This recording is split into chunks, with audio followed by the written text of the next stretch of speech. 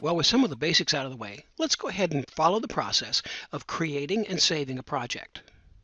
First thing I'm going to do is start Microsoft Project, and then I'm going to go up to the New button and click that, and these are all my wonderful templates. Because we're going to start this one from scratch, let's go ahead and select Blank Project. Now when Blank Project comes up, it automatically takes me to the Project Info box, and I actually want to start here because this is some fundamental information that project needs from me. First thing it needs is a start date. So notice it displays today's date. So let's just go ahead and say that we want to start this on the 6th of January. All right, and you'll notice that it keeps the current date, and then it gives us a finish date, but it really doesn't know what a finish date is because we haven't filled anything in yet. Doesn't have a status yet, but notice it says schedule from. That's an important issue. If we pull this down, you'll notice that we have two options. We can schedule from start date or schedule from finish date.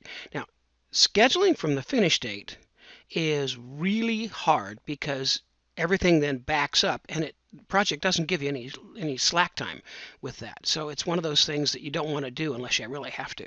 So I'm going to say select from start date.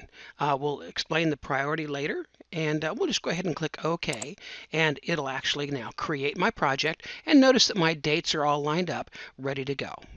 Before we actually enter anything into the project, I want to save this thing. So I'm going to go up to File, and I want to make sure that I get my project saved, and I want to make sure that I do that often. So I'm going to go down here and click Save As, and I'm going to save it to my computer, and I'm going to browse for a position, and in fact I'm going to go down here to my documents and save it in a special place called the project folder, and I don't see a project folder yet.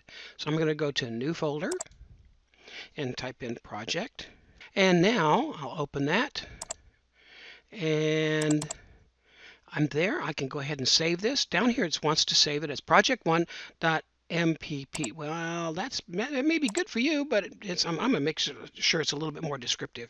So I'm going to call it the website project. And at that point, it's all ready to go. And I'll click Save. And now my computer has it saved, and I can feel free that I'm not going to lose any of my information yet.